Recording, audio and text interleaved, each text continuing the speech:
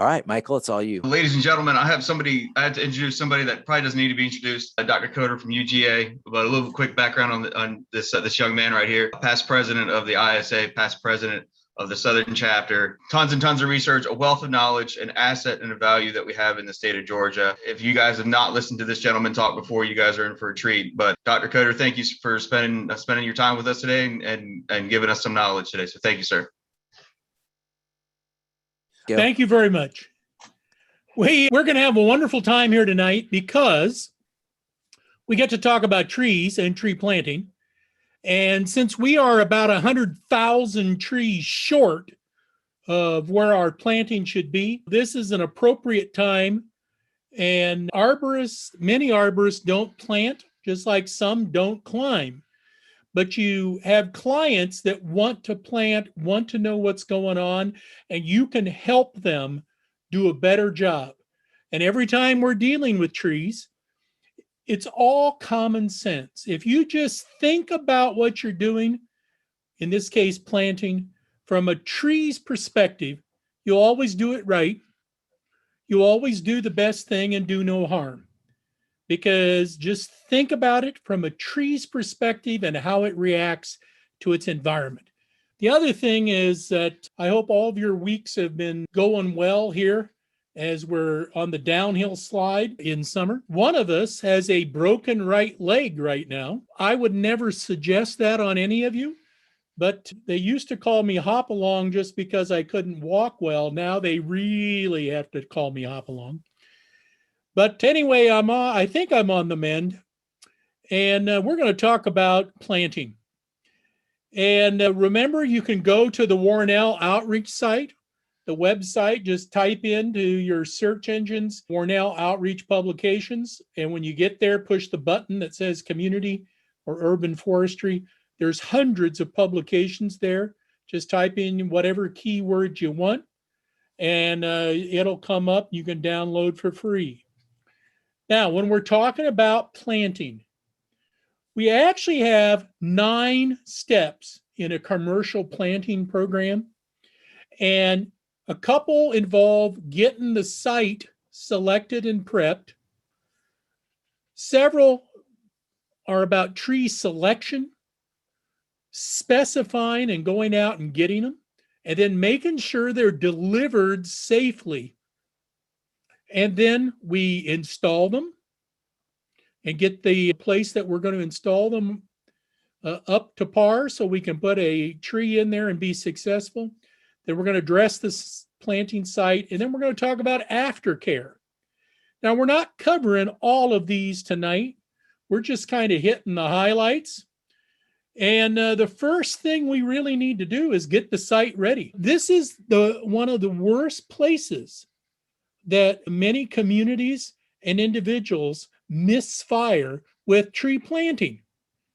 They have terrible sites, and they still try to shoehorn in a tree into a terrible site. So again, we need to select our sites, and most of our communities are short at about 20% canopy coverage. But some of that is just not throwing canopy out there. It's selecting the best rooting space we can get. And sometimes we need a little work on getting the site ready. So what we're going to do is we're going to have a planting saucer. We're going to till up an area. If there are no tree roots there already, we're going to till up an area. And in the middle of the tilled area, we are going to go ahead and put in a saucer. Now, if there are tree roots already there, we can just go ahead and make the saucer and make slits or little mini trenches away from the saucer that goes out a ways, because we want the tree to be integrated, to be locked in right to the soil system that's going to sustain it for its life. And we want it to get started right. So we're going to use a planting saucer, and it needs to be about 3 times as wide as the root ball. and about 9/10 the depth of the root ball.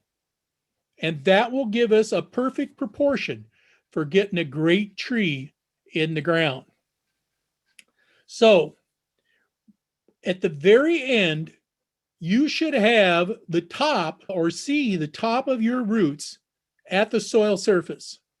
If you don't see the tops of your roots, you planted too deep. And deep planting is the kiss of death for trees. And it is the single leading problem. When I go out to look at tree issues in Georgia, and people say they have drought or they have pests or they have something going on, many times it is root depth. They have planted a aerobic root system down below the surface, sometimes 6 to 8 inches. So again, that's one of the diagnostics problems, is you got to plant them high. You never plant them low. So the other thing to talk about is the word hole. Now, I'm not being nasty. I'm not being funny. I'm just trying to say the word hole is never a good thing. You want a saucer. If you look at somebody getting ready for your tree and they're going up and down with a shovel, that's a hole. You want them going side to side. You want them clearing enough room so the tree can spread out, but yet native soil down there where it won't settle. A saucer, not a hole. Now, I would always, when we talk about planting, I like to pick on the mayors and their Arbor Day trees. They want to celebrate Arbor Day. They get the Boy Scouts out. They dig a hole on the courthouse square or in front of City Hall or in a park. And you set the young scouts to digging, and you come out in 30 minutes and they've dug a cistern 10 feet deep. There's still a kid down in the bottom there trying to throw dirt out. That is not what trees need. Trees do not need deep, they need wide. And it is hard for our clients to understand that. Part of it is that they don't understand that roots go out, not down. They keep thinking the roots go down as far as the top goes up. And we got to help them. We've got to help educate them that the roots need airspace wide, not being put into a grave or a bathtub from which they cannot escape. So it's not a hole, it's a saucer. When you're digging the saucer, save the native soil. You lightly break it up. You can crumble it with the tiling spade or a shovel or your fingers. Crumble, remove any stones that you find or foreign objects. Don't turn turf upside down and put it in the bottom of the hole or the saucer. You take the foreign stuff out. We just want the good native soil because it's at the same texture as the rest of the soil. We don't want to do anything that changes soil texture. We also don't mix in aggregates for drainage or soil amendments thrown in the bottom of the saucer, or we don't mix it in with excavated native soil. If you have an amendment that will change the texture or water holding or gas exchange ability of the soil, don't use it. Amendments are made to go on the top of the ground, just like they do in a forest. And look how long forest trees last. So your amendments go on top, not mixed in. Now, in some sites that have terrible drainage problems, we can install French drains. We can install other kinds of drainage devices. That's not what we're talking about. We're talking about the actual soil that will be up close and personal with the roots. We don't want to amend it with anything.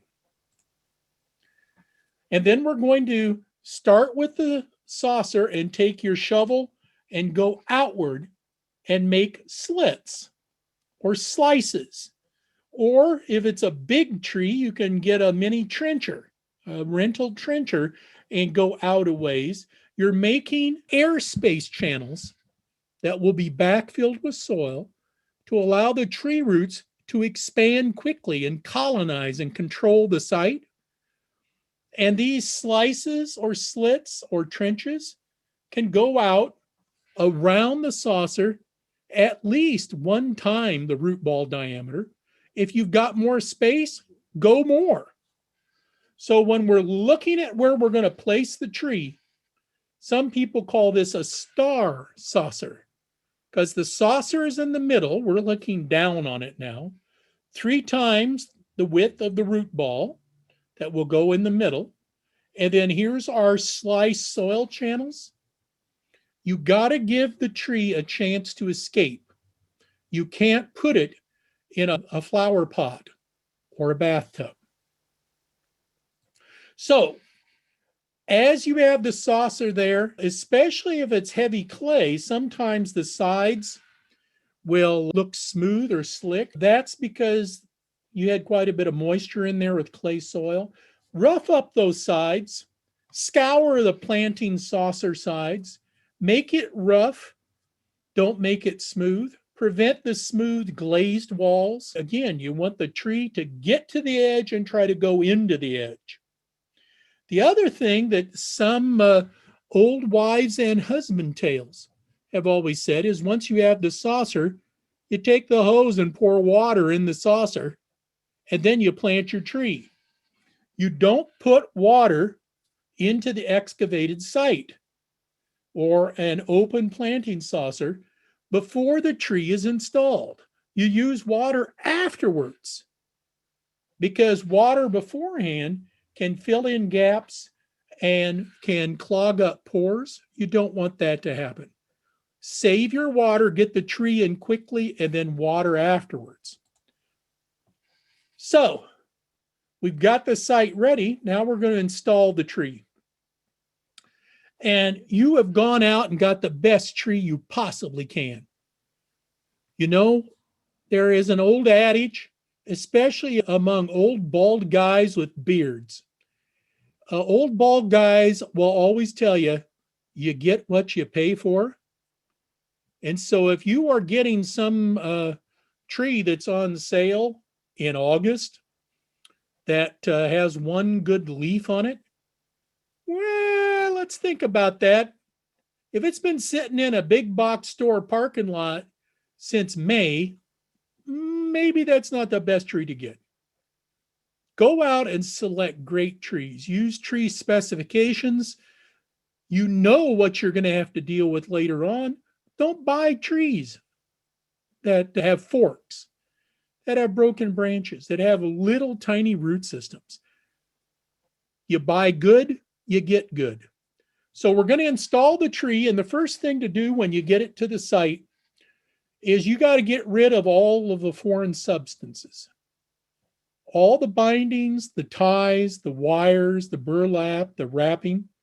And if it's a bigger and bigger tree and you can't get rid of everything, get as much off as you can. If you've got a wire basket that you're afraid the root ball will fall apart if you take it completely off, then cut the top couple rungs of the wire off, but get as much foreign material away from the tree as you can. If you can't get it off the ball, put it down in the bottom of the saucer. Remember, the roots are going to go out, not down. But try to get everything off of there.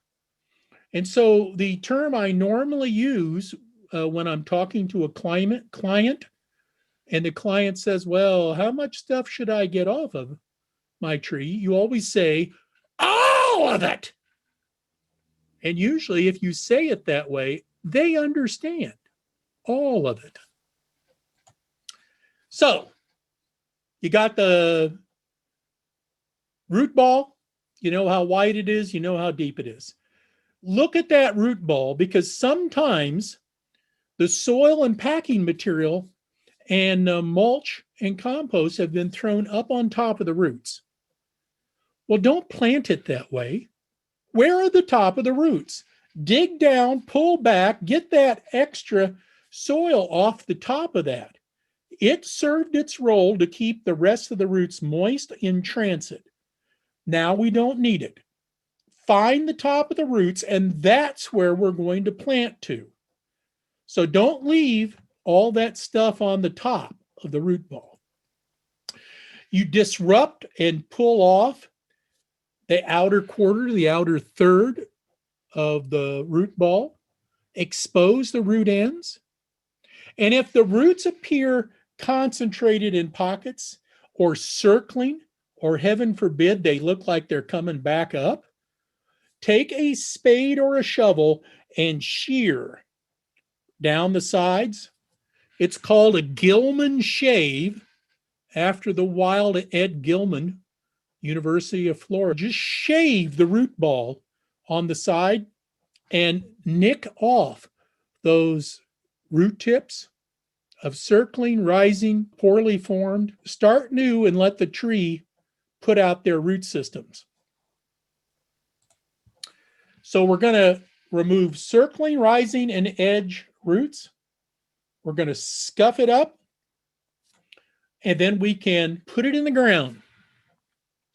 Once you do that, you don't have 3 planting crews, one doing shaving, then later on somebody will come and plant it. Everybody does this all at once because the tree cannot sit out with its roots exposed. So quickly place the tree in the center of the planting saucer. And you position the tree by lifting on the root ball. Don't leverage or pull or push the stem. That's called cranking.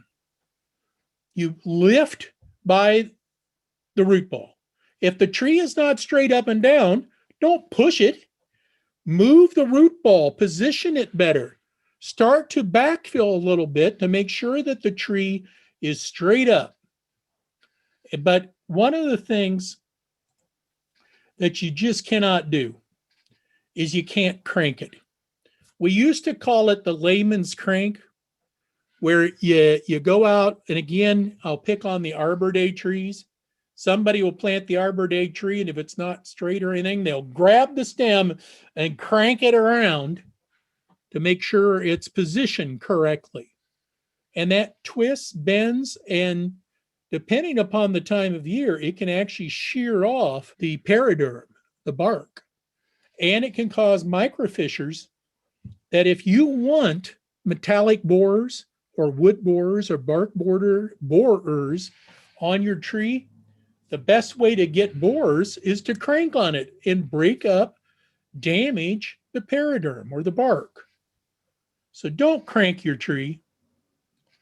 So you always lift by the root ball. The other thing you don't do is when the tree arrives, and I swear I have seen this, how should I say it, in a major capital city, major southern state, can't tell you which one, host of the 96 Olympics. But the trees arrived on a flatbed. They kicked them off the end of the truck onto the ground, and then they rolled the root ball over to the saucer.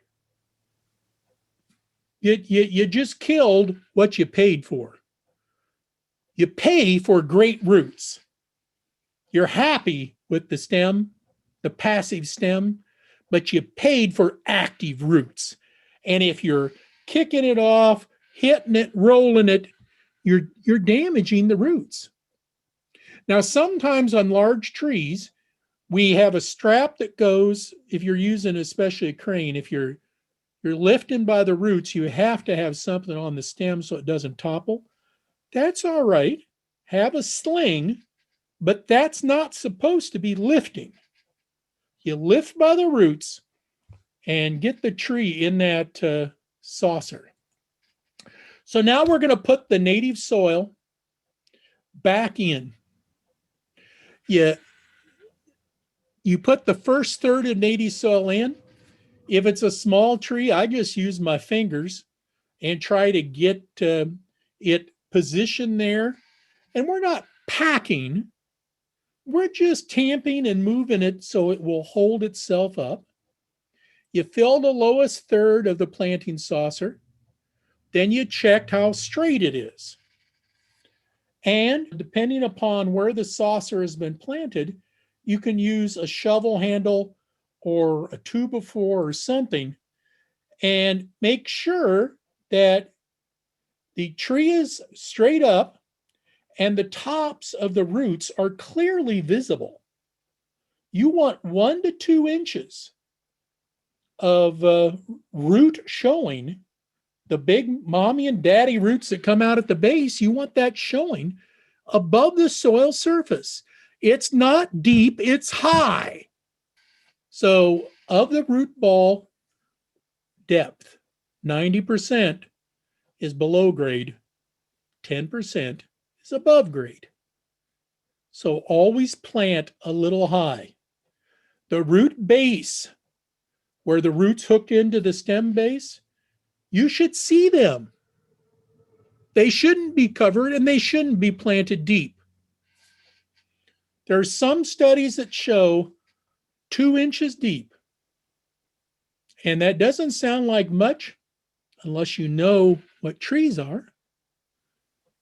But you have lay people say, well, it's only an inch or 2 deep. We have studies that show that that is, again, the kiss of death. You shorten the life of the tree by about 2/3, if it makes it at all. So you spread the roots out, you roughed up the edges, you spread them out, and then you keep backfilling. And if it's a big tree, you can throw the stuff in there. I would not ever use a metal tiling spade or shovel to pack it in. Turn it around, use the handle. You don't want to be slicing off any more roots. But to get it tamped down, be gentle and be even across the entire saucer to make sure the tree is going to be held upright well and that it has strong root soil connections. So backfill that planting saucer right up to the top to grade. Don't go above grade. Don't make a volcano. Don't make a mountain. We're just going to go up to grade.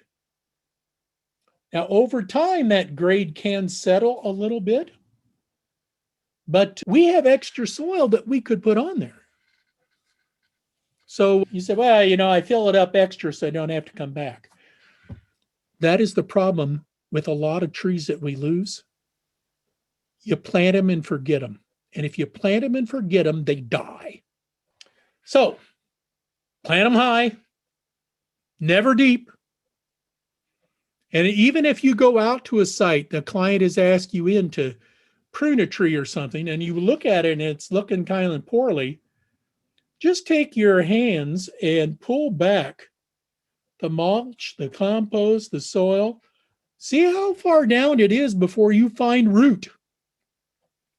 And heaven forbid, if you get down a couple inches and you have adventitious roots, little tiny roots coming out, you're suffocating the tree roots. The model I use for this, and you all have heard me talk way too much, you're getting sick of me, but it's like if I come into your bedroom tonight and put a pillow on your face and then sit on it, and me and my cast, we can still get around a little bit from my broke leg. But if I sit on that pillow, you're going to struggle a little bit, but you will succumb because you will have suffocated. Don't suffocate your trees. Let them have plenty of gas exchange in the top parts of that soil.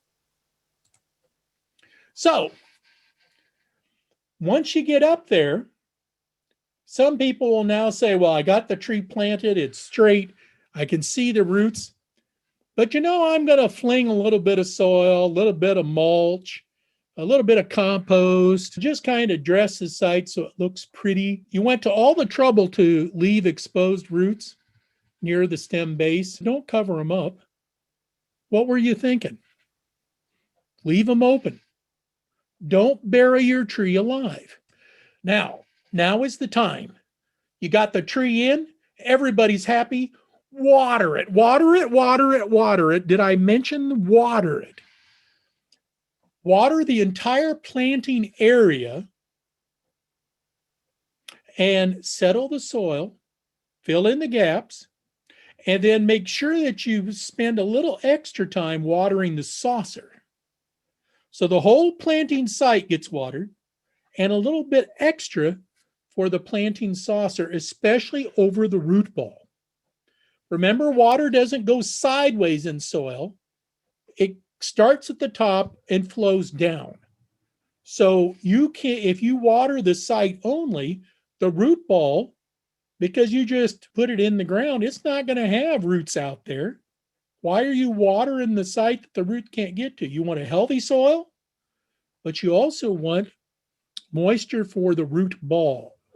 Make sure that you're watering over the root ball so it goes down through the roots you're starting out with. And if you're going to apply amendments, put the soil surface amendments right there, just on the surface. Think about how a forest works. The litter, the organic material, the compost, everything falls on the ground, decays, and works into the soil. Don't be mixing things that change texture. There's a number of amendments that don't change texture, doesn't affect gas or water exchange. Those are fine to put in there. But again, soil surface, just put them on the top. You just can't mess with that root growth interface. So we're going to put some stuff down. We're going to get some compost or organic material maybe. We are going to put some mulch on and dress the site. But we don't amend the planting saucer. You amend the surface. And we only put native soil as the backfill. We didn't bring big bags of manure.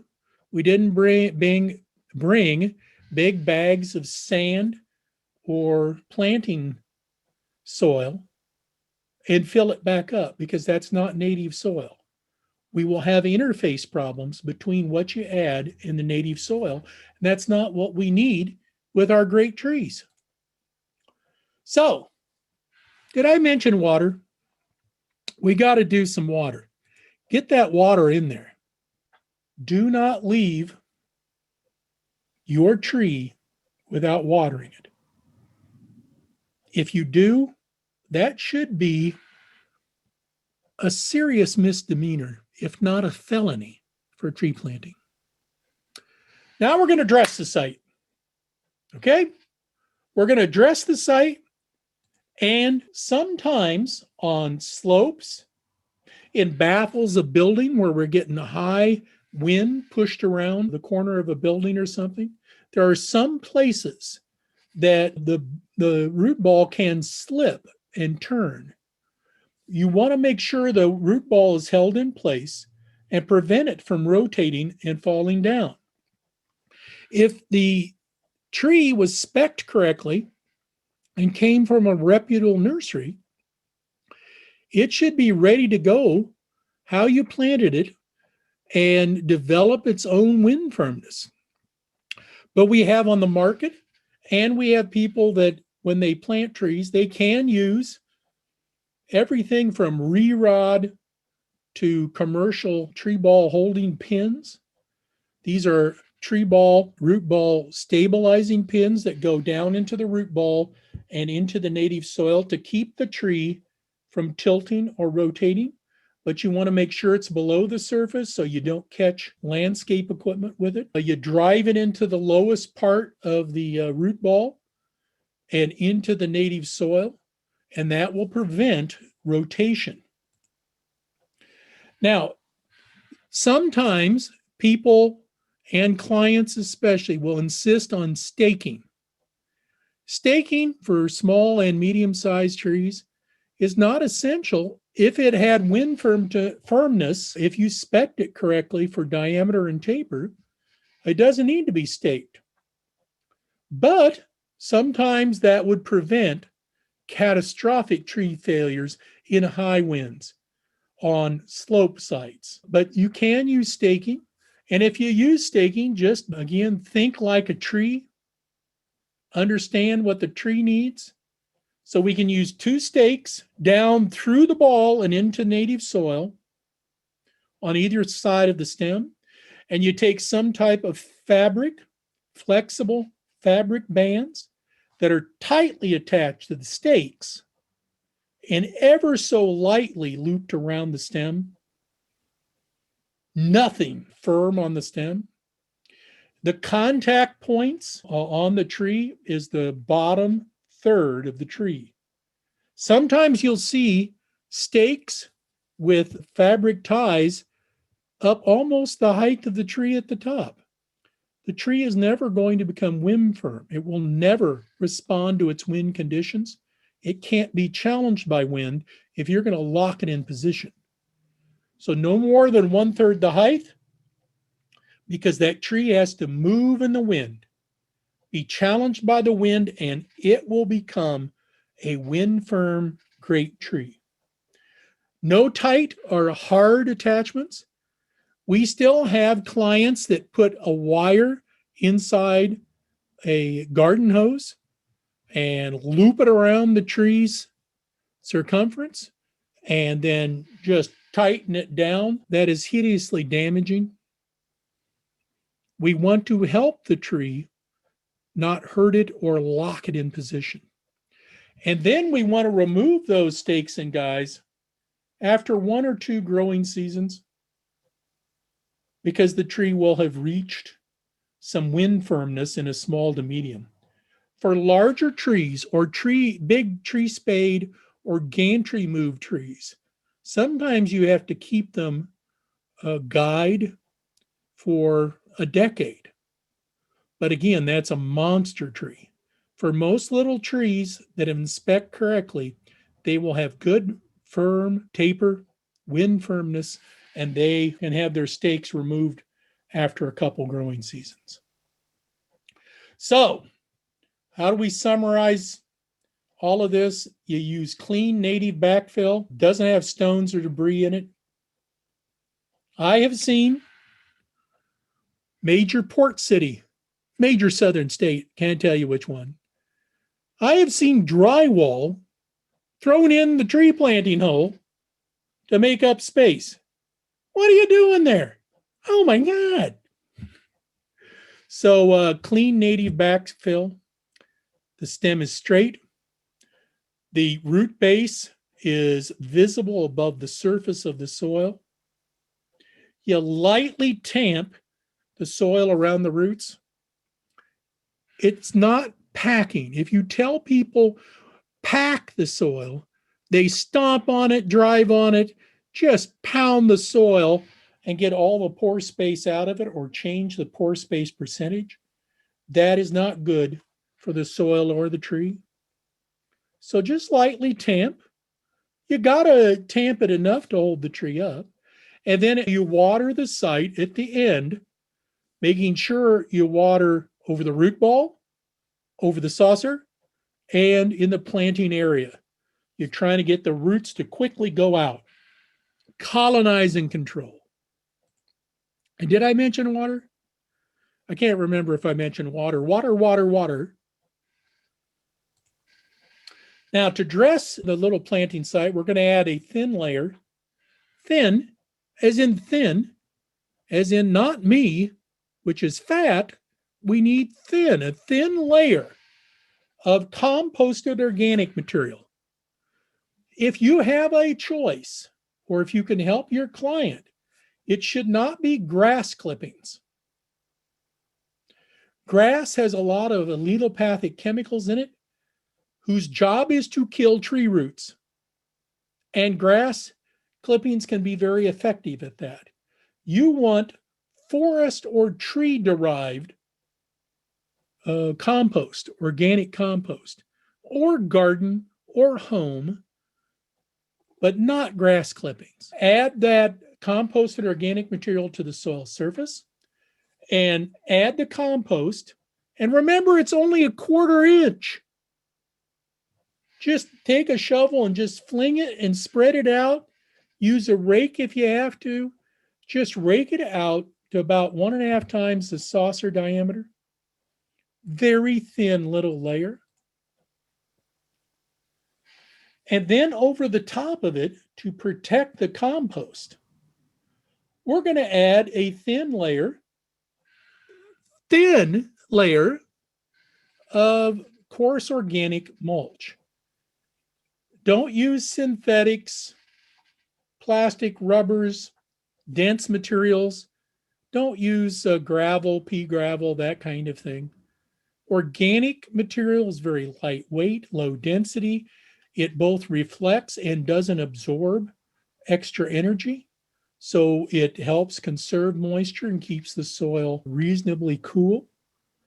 But use coarse organic matter, pine straw, bark, some wood chips if they've been aged a little bit, and cover the compost and go out beyond the compost to cover some of the planting area.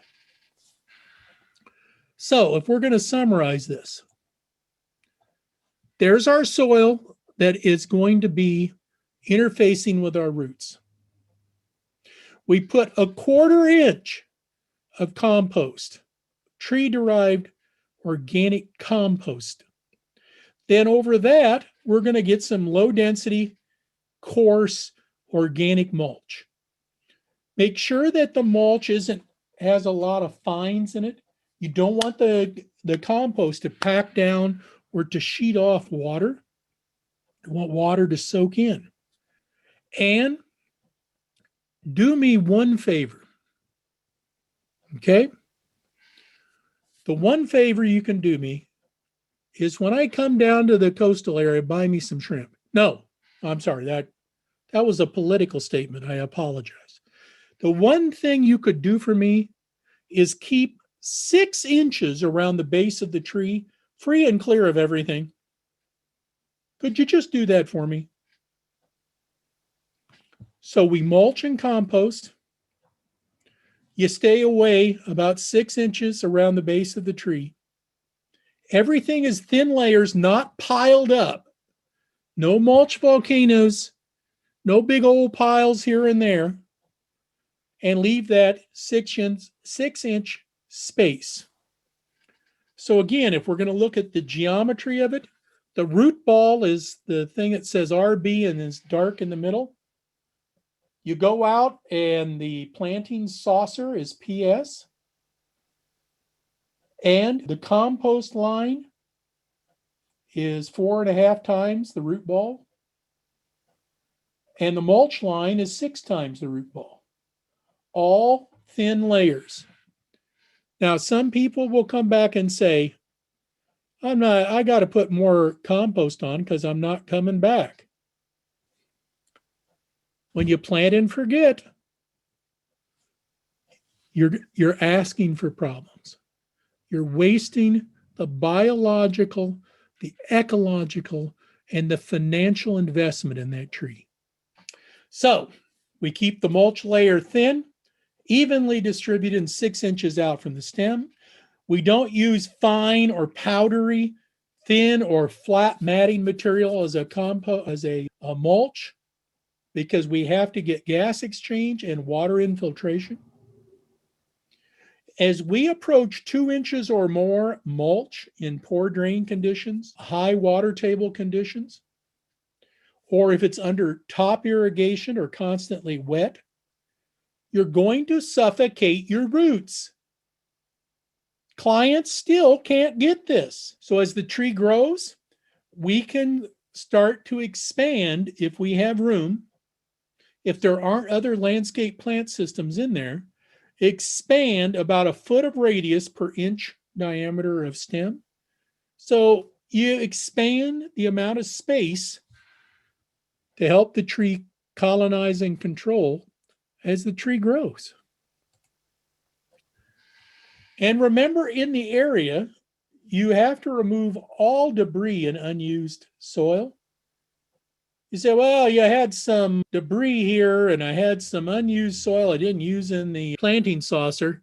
I'll just leave it here and let it erode around on the site. Take that crap with you.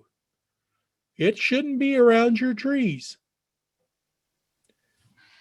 The other thing is if you see rutting, any other problems in that landscape caused by planting process, where the roots or where the trees were delivered, where they were moved, where they were held, ruts from the equipment, whatever it is, correct the site. That is dressing the site. Make it like that tree, which is a gift from God, but it was just miraculously planted right there. They shouldn't know you've been there other than the tree and its site dressing. Take everything away. Let's talk about aftercare. Most arborists, if they are not planting arborists, this is when you will be invited in for young trees and medium-sized trees to do some aftercare. And since all arborists prune, when you come on site, we're going to probably have a training program, a pruning program. You come on site, you make notes of any tree health care, plant health care actions needed, what would be the appropriate response right now, and what's going to be happening in the future. Write that down, give the prescription to the client. Make sure the client understands this is why you need my card. This is why you need to contact me. Don't wait till things go bad, trees fall down to call me. You should be seeing me every so often. So we're going to make those notes. We're going to decide what needs to be done now and into the future. And one of the things we normally do not do, unless there's just overwhelming site problems, we don't fertilize, especially with nitrogen. Phosphorus really counts in that also. And we don't prune. You don't do greenwood pruning on something you just planted. All the food that is stored in the greenwood, in those branches and twigs, don't cut them off. We need all that food to grow a great root system. Now, sometimes if you have very poor quality production of your tree, there's a lot of stress and injury has occurred. The site is just terrible and things. We might be able to do some fertilization, water, and a little bit of pruning. But normally, let the tree react. Let the tree tell you what it needs. So wait one full growing season to begin fertilization. Wait 2 full growing seasons to begin pruning. Look, if it's from a reputable nursery, it's already been pruned. It's already been treated to be the best tree it could. Don't mess it up. So we're going to begin irrigation. On a brand new tree, and this depends on the time of year you have planted it, water it 2 to 3 times per week for the first growing season.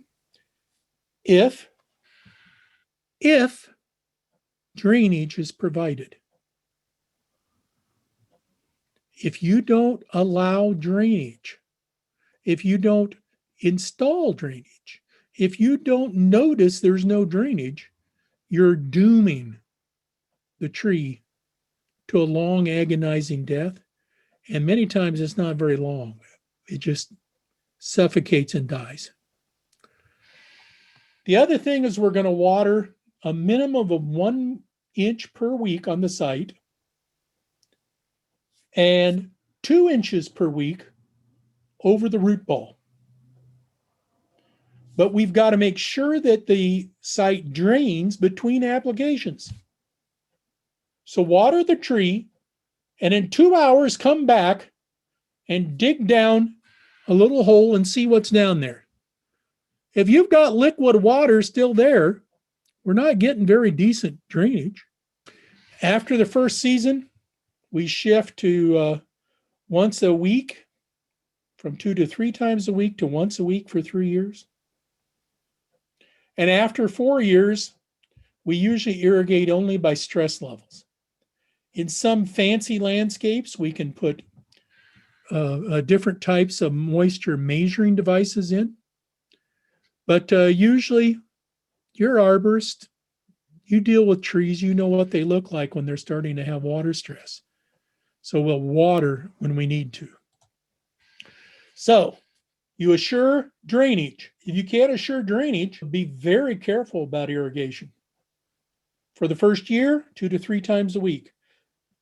Year 2 and 3, 1 time a week. Year 4 and 5, stress check it. Water it when you need to. Beyond 5 or 6 years, again, if it's a major drought, water if you can. The other thing that you have to do, though, is you cannot believe the client. The client will lie to your face about how often they've watered, how much they've watered. So you can't have a squirt over the top, and that's watering. That is not watering. So you need to make sure at least an inch of water is going on there. So 1 inch over the site, 2 inches over the root ball in that first year, as long as you have drainage. And you say, Kim, you've said drainage almost as much as you've said water. That is the point. Water, drainage, aeration are the 3 most important things in tree growth. And across the Sun Belt, 80% of tree stress is involved in those 3 things. It's not nitrogen. It's not pests. It's not heat load. It is water availability, the amount you put on, drainage in the soil, and aeration in the soil, gas exchange. 80% of tree stress. Now, some clients will say, okay, what is 1 inch of rain? 1 inch of water.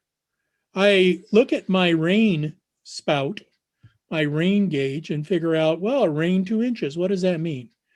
Have them get a 5-gallon bucket. Go down to the big box store, whatever color bucket you want to get. Get that 5-gallon bucket and pour that out on 1 square yard. Most clients can appreciate 1 square yard of soil surface, and you pour a 5-gallon bucket out, that's about 1 inch of rain. 1 inch of water added. Now, the other thing you do, especially if people and machinery are going to be around the trees, you got to put in something to distance the combatants from each other. You can put in fences or stakes or sleeves or cages. Now, I do have a problem with some cages. We have communities that will spend $800 each on a cage and $50 on the tree and its site. That's probably not a good investment other than for scrap metal. But sometimes you have to protect the trunk of the tree where the major branches are hooked on, and you always have to protect the root area from being stomped on or driven over, including landscape equipment that comes close. So fence, stake, sleeve it. All right, let's talk about training trees. Arborist prune, training is about pruning. If you have a burning desire to get to sleep fast tonight, just go to the Warnell Outreach site, look up Young Tree Training Checklist. More than you'd ever want to know about training young trees. What we're trying to do with training is put them into biologically efficient forms and minimize potential liability problems in the future. You know what those liability problems are in storms and takedowns and everything else. How about this? Have the client make sure that that doesn't happen. minimize that effect of future risk. The other thing is you can have the greatest tree. You have this great tree. You put it on a great site. It's going to continue to be a great tree. But if you go out and steal wildlings from the woods, you buy 10-cent trees somewhere, you buy stuff that no one else wanted, there was a reason. You have crappy trees, you can't make good trees out of it. Training will not give you a great tree. You got to start out with good stuff, you get what you pay for. And with a little professional help of a professional arborist, you get great trees. But you can't have your clients invite you in to something that looks like, I don't know, a wiener stick at a cookout. We're not going to be able to do anything with that. So after the tree has been planted, give it time to control the site resources before you start training. Give it at least one growing season. I prefer that you give it 2 growing seasons before you start training. And the pruning cycle on training is every other year to every 3rd year after that. So some of the things we're training away, multiple leaders, we only want one single leader. Tall and expanding side branches that come up inside the crown, flat tops. A flat top little tree, that is a massive red flag. Large side branches, codominant branches that are almost as large as the stem is where it's hooked. Forks, we have a never-ending battle with forks. Get rid of them early, then they won't damage the tree later. A lot of sprouts on the main stem or around the base of the tree. Let the tree decide what to do, but we're going to try to convince it to invest in its full crown, not some sprouts at its base.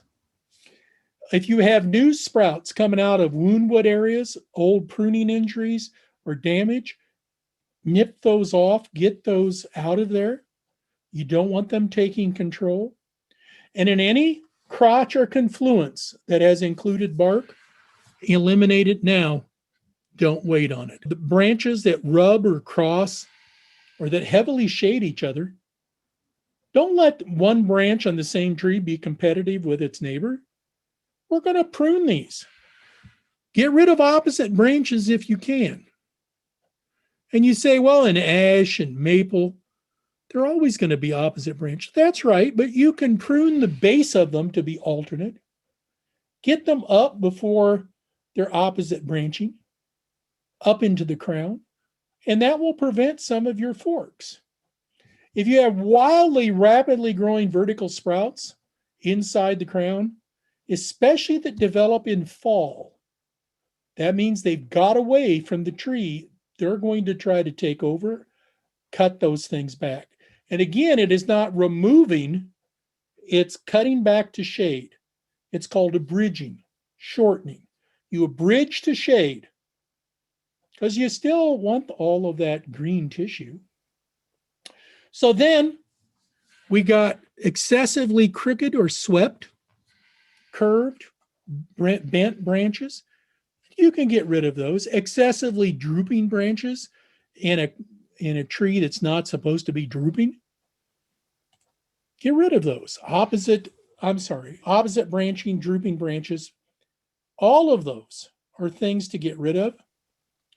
And we have some nevers. So those are all things we're training away, but our nevers are never trim, hedge, tip, top, round over, or flat top. You don't trim trees. You trim your hedge, you trim your grass, because we hate hedges. You prune trees, properly prune trees. Never use internode cuts, stubbing cuts, flush cuts. You never leave a tattered or ragged bark tear, paraderm tears around where you've pruned. Use a sharp saw and your sharp mind to do things right. Never remove living branch tissue without a strong structural or health reason. Remember, you don't remove, you abridge back to shade and leave the branch go. The tree will take care of itself. It will prioritize it. And something, it's hard to remember. Right now in Georgia, there is not a good reason to use wound paints, except some clients demand it. They can't stand to see the wound on there. So get some commercial wound paint, black balsam, something that is a real tree wound paint, not asphalt, house paint, none of that stuff. That damages the tree worse. If you have to, it's cosmetic. Just put a tiny bit on the surface. The client will be happy. Everything's good.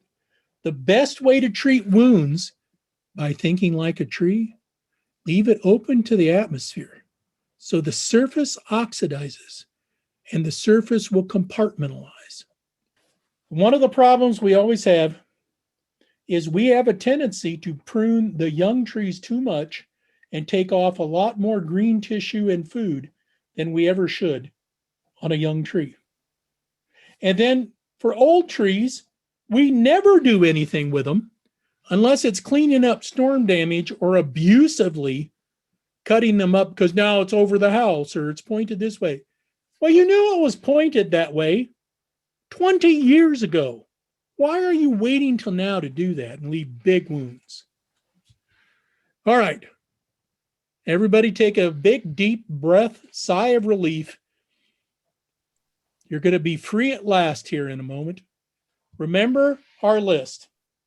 Site preps, tree preps, get it installed correctly, and then take care of it afterwards. That's what we're trying to do. Clean backfill, stem straight up, lightly tamp, root system you can see above the surface, and then water at the end. And you have got to plant like your children's lives. Depend on this canopy because they do. All you have to do is this week look at the newest climate report talking about we need canopy for climate variability issues. We are down 100,000 trees. We're taking care of the ones we got. We got to plant new ones. And of course, this is what we always tell each other is that, if we don't have a planting program, no one wants to see a naked Georgia. No one. Thank you. Thank you, Dr. Coder. That was all. I couldn't say anything better myself. That was just so amazing. Thank you. We do have some good questions, like 4 questions. Do you mind if I ask you a couple of these? Yep, do it. Okay. Understanding that native soils are important for new trees becoming established, are we okay with adding amendments to established trees that may be struggling using air knife spade? I think she also means for planting new trees. Like you mentioned fertilization as a no-no, but what about amendments? Well, most amendments... It's kind of compost. Yeah, most amendments, if they don't change the aeration and the interface between what's in the planting saucer and what's in the native soil, they don't matter. Some people will put in granite chips. The granite chips are new. Some of the baked clay products are neutral. But if you put compost and mix it in, if you put a number of things in there before the tree is colonized and before it is established, then that can be a red flag. If the tree is already established and you say use a air knife, air spade, and stir in amendments, that's absolutely fine. We have a lot of research that shows that works very nicely. But on a brand new tree, we are trying to give it the best start we possibly can. That's great. What about Melanie mentions is liquid diluted to instructions, Holganex, a good amendment to add to the soil to encourage mycorrhizal growth for the newly planted tree? Well, a lot of these biological and ecological products, if the tree soil is sterile and bad and terrible, there might be a great advantage in adding that. In most soils, there's already a variety of mycorrhizal fungi in there, but it's not going to hurt to beef them up. So some people say if there's no downside, why not add it? The only downside for a client or an arborist is it does have a cost associated with it. But in many types of places, if you're adding composted soil and mulch, many times in a non-sterile soil, you will quickly develop a relationship with the soil ecology and the tree roots. Thank you. It reminds me, I don't think you mentioned it in this talk, crappy soil, crappy tree. Right. Do the planting recommendations also apply to palms, or is there a different protocol? There is a completely different protocol. And the best way to do is you look up information that comes out of West Palm Beach, the University of Florida's Palm Experiment Station. They have a lot of pubs, a lot of good information about palms. Now, some people say with the changing hardiness zones, moving north, cold weather palms, and all of this, we will be seeing more and more Central Florida palm species being planted, because right now in the coastal area, we've moved a hardiness zone in the last 12 years. And that will continue. In the next decade, we should move another hardiness zone north. And so that means more of these palms will be available. But for an old hardwood forester like me, unless you have specific training in palm work, they take special care because they are not a tree. They are more like a fibrous grass or a bamboo system. So they take special care with how you do the fronds, how you do the roots, what you do with the stem. So you need to be very careful with palms. You'll have a client that has one centerpiece palm. You need to check in with both University of Florida research and their extension group out of West Palm Beach at the Palm Station to make sure you're doing things correctly. Thank you. That was from John Snow. Thanks, John. I planted this is from James Bishop. I planted some Nellie Stephen hollies for a client. I checked, and it's supposed to be deer resistant. I planted last fall. Apparently, the deer nibbled on new growth. I don't know if you have an answer for that one. Well, there are a number of evergreen or armored plants that have thorns and spikes and everything on it. And the evergreen, the old tissue is always not very delicious or chewy. They're leathery, they're woody. And when people say it's deer resistant or grazer resistant, or the horses won't eat it, or whatever they say, it has nothing to do with the new shoots.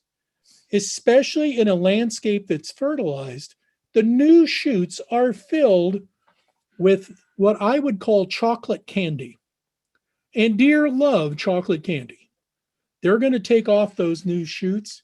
And so the concept of deer resistant, because deer are such generalists, if they find something tasty, they're going to eat it and browse it. And if there's not a lot of other things in the neighborhood, they're going to eat it and browse it. Great. Well, thank you so much, Dr. Coder.